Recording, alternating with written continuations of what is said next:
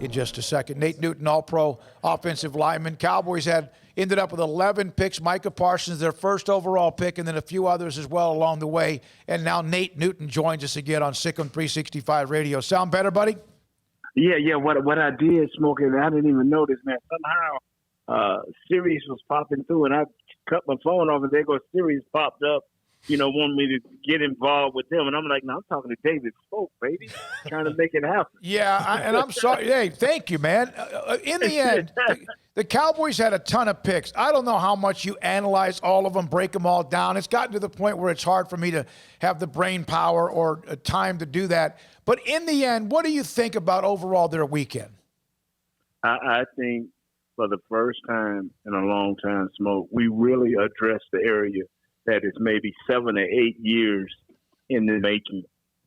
And it finally had to get so bad and so terrible last year between the failed picks and the failed veterans and through free agency. They finally said, wow, fellas, we can't present this same model again this year. So they went out and did what I call what Jimmy Johnson would normally do. I took care of the obvious. It has been obvious for the last 4 or 5 years. Now, I've came on your show repeatedly saying until they address the defense with a true effort, you will always be missing the playoffs or getting in the first round and getting knocked out of the playoffs because defense has to play a part somewhere by taking away the ball, by getting the key stop that will allow you to advance consistently into the playoffs, and once you get there, to be able to win a game or two. Nate, the other thing they did was they attacked it with volume. I mean, Jimmy used to take a lot of, he could amass picks. That way you can afford to miss on a couple guys because you have other guys to fall back on. Did you like that they have 11 picks? Now, all 11 aren't going to make it, but they have 11 guys to pick from in this rookie class. I'm with you there, Smoak. Okay, when we missed out on the 2 corners, because I think the whole draft misjudged your defense because this was an offensive draft, not for its quality, but for its quantity.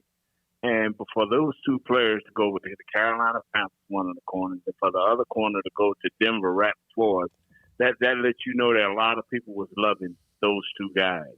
Because everybody was assured the first defensive player pick would be at the 10th spot with Dallas. But Denver and Carolina took care of that. So that made the Cowboys say, let's go to plan B. And they dropped back a few spaces with trading with Philadelphia to get who they got and Michael Parsons, which that is not a bad pick. That is a nice, solid, good pick for that spot. This Micah Parsons seems to be a guy that has a little bit of that, and I say this, that personality. Not only is he a heck of an athlete and player, but he's got a little bit of that Cowboys personality too. Do you see that? Yeah, he come in popping and cracking and saying and doing the right things, man.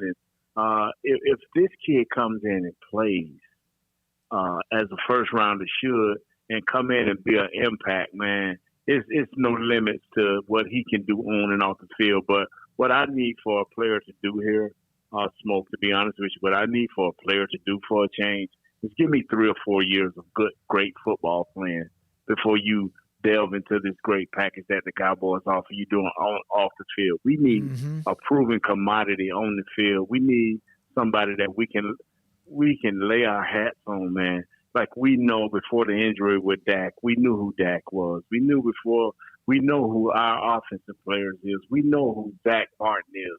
We know who these guys is because they'll put in the work and they've shown that they're worthy of who they are. We need for somebody on defense to show that they're worthy, man, that when we mention the Dallas Cowboys, and me and David Smoak come on the air and we mention the Dallas Cowboys, man, look at that defense. And we have 3 or 4 names that we can give the public like we do on offense. Nate, this is Paul, and that's something I've, it's been around the Cowboys for a while is the kind of everybody, and it's a function of our society today, everybody promoting their brand, but is that something as a player from your era that you just kind of doesn't sit well because, the brand will come if you're good, but a lot of these guys aren't good yet? Yeah.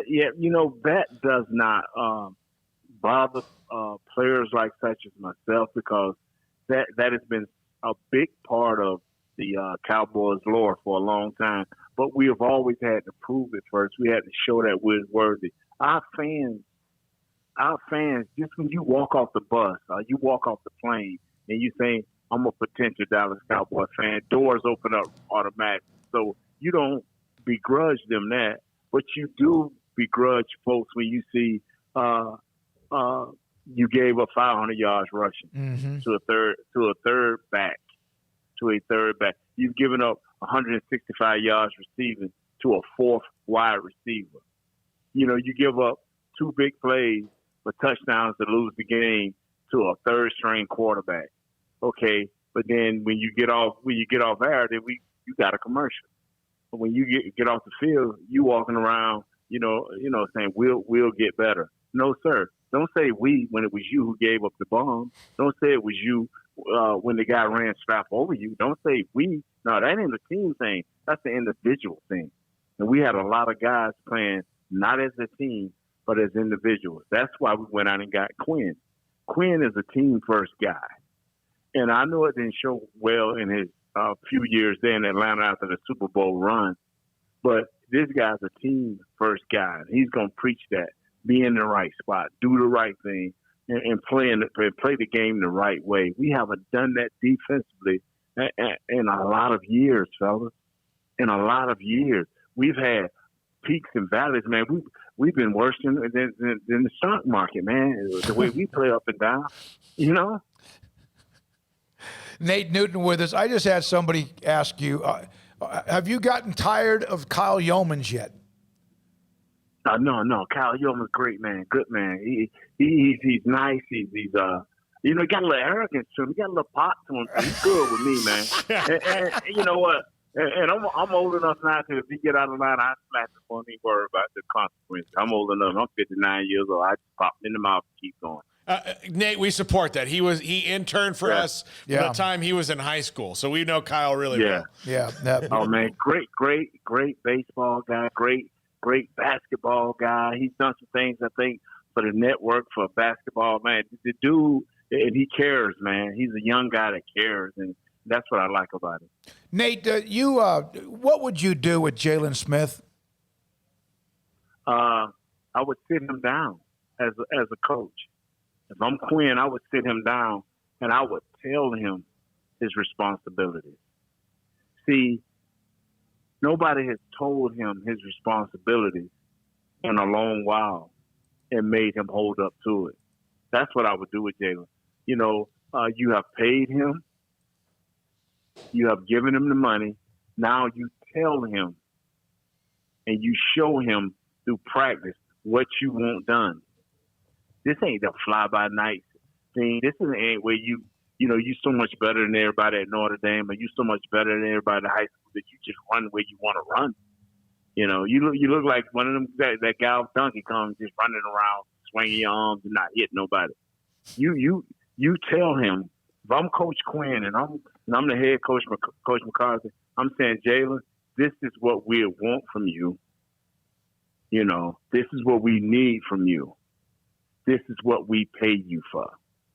See, that nobody is earning their way. Like the gentleman like Paul, the great Paul Revere just said here earlier when he asked me the question, nobody is earning their way and paying their way.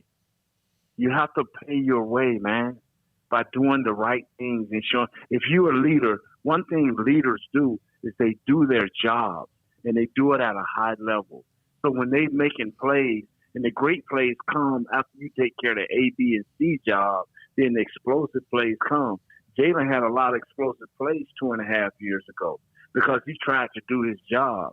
Now he's trying to make all the big plays and can't make the small plays, like simple tackles in the game for 3 yards or less gain. Wouldn't that be something that inside your locker room you could handle that without even the coach having to say anything to him? Or would... No, you can't. Okay.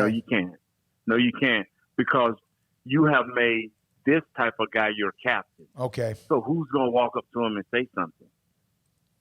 I'm picking on Paul, but that's like Paul saying, hey, Smoak, this is how we gonna do it, and then you let him get away with a couple of times, and all of a sudden you need for something to happen for y'all ratings to go up, and you're like, nah, I ain't gonna do it that way. Well, it's too late to tell him, no, yes, we are gonna do it this way because you've let him do it this way the wrong way for so long. So that's the problem. Yeah. Actually, you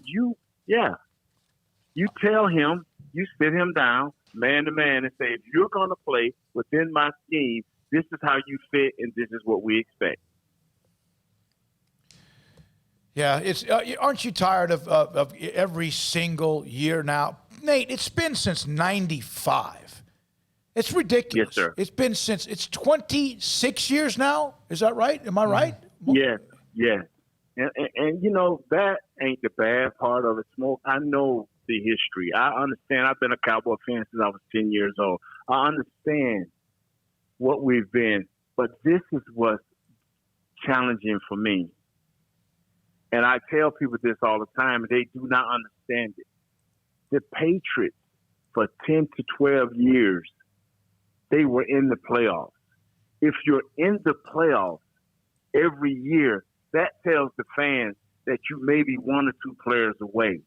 But if you're inconsistently in the playoffs, you're in 1 year, you're out 2 years, you're in three, you are never a play or two away from being the big dance. So now you have to build your team where you're consistently. Now we're talking about the Kansas City Chiefs who lost last year, but for the last 2 or 3 years they have been in the playoffs. So now we continue to talk about a Kansas City team that is lacking defensively. So that's what I tell people. If you're in the playoffs every year, that's when you become one or two players away. The Cowboys, we are ready to win now. Where are you ready to win now? You're ready to win on offense. You're ready to win on offense. But the reason you will lose is because you've never had a defense that could get people off the field at the proper and right time. So you now, as we see, out of 11 players, we drafted 8 defensive players. Is that a player away? We almost drafted a whole defensive unit, bro. Yeah. So that means that you 6 or 7 players away from taking that step to getting into the third round of the playoff, which is the NFC Championship game. So when people go to talking about history and what we are and what we've been, we have not shown that over the last 6 or 7 years with any consistency. The great Cowboy teams went back to back to back. And I ain't talking about Super Bowl wins. I'm talking about back to back to back to back. Playoff week, playoff. We are a player away. We're 2 players away. Playoffs. But no playoffs, you don't know if you're a player or 2 away because you're not dancing at the end of the year. Mm-hmm. Yeah, if you're in the tournament, then you're in there enough. You might all of a sudden accidentally win a game you're not supposed to be. Next thing you know, you're playing for a championship. Yeah. Thank you. Like Green Bay got upset by the Tampa Bay Bucks. Mm-hmm. The greatest quarterback ever threw 2 interceptions. Do we realize that? But what saved this great quarterback was great defensive play that kept the Aaron Rodgers, and Aaron Rodgers is the greatest right now. He's the best quarterback right now. They stopped him twice after they quarterback threw 2 interceptions, and they got off the field and let the GOAT close the game out. And now all of a sudden the GOAT is in the Super Bowl because they won a game that Green Bay should have busted them up on. You get what I'm saying? I hate to get excited, man. Oh, no, 2 by sea, 1 by land, right, Paul? That's right. That's right. I like my nickname. I like it. I do like Nate.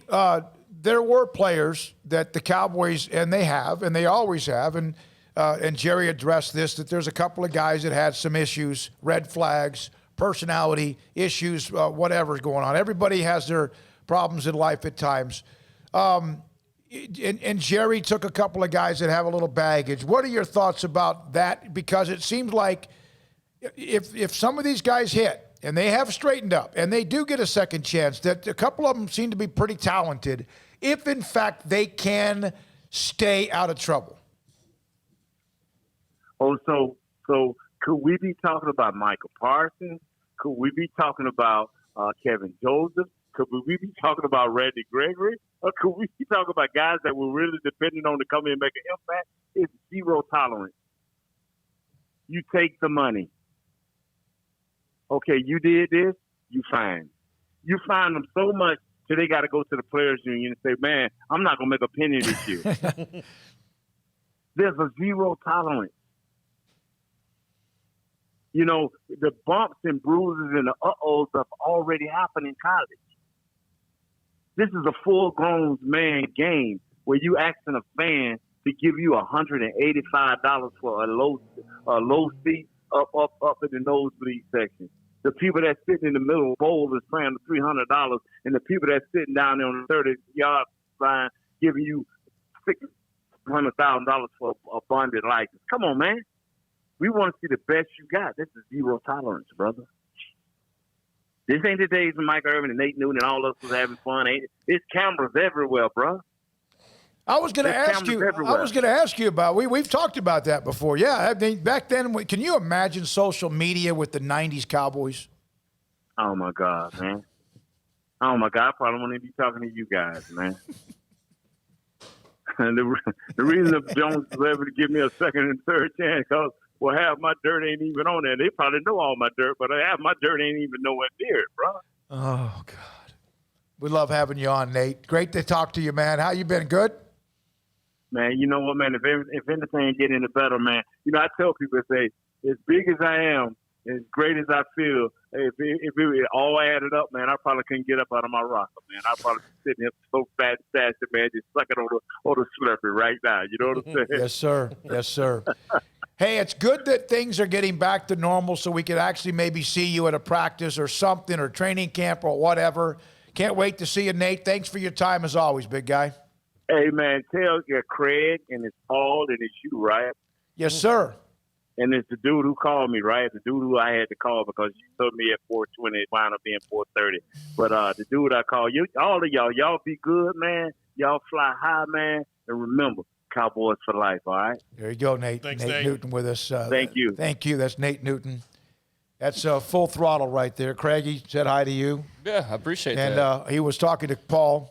He was. I'm going to hang up before we have the one who hung up on him. Yeah. No. I'm going to go back and look at my text. He said 4:30. That's fine. Yeah, he called me and goes, hey, Smoke, you told me 4:20. You hadn't called me yet. And I was like, oh, man, I don't know. By the way, so I have a quick story. So I told my mom today, I was like, hey, we're going to have Nate Newton on. And she's like, he was like the big guy that John Madden liked, right? And he goes, do you remember when we saw him at training camp when you were 12? And I was like, yeah. And she oh, yeah. She said she's going to find, there's a picture of like 11 or 12-year-old Paul at St. Ed's in Austin next to Nate Newton. Which I wonder what that, yeah. Yeah, all right. That St. Edward's University in Austin. I remember those days. When we come back.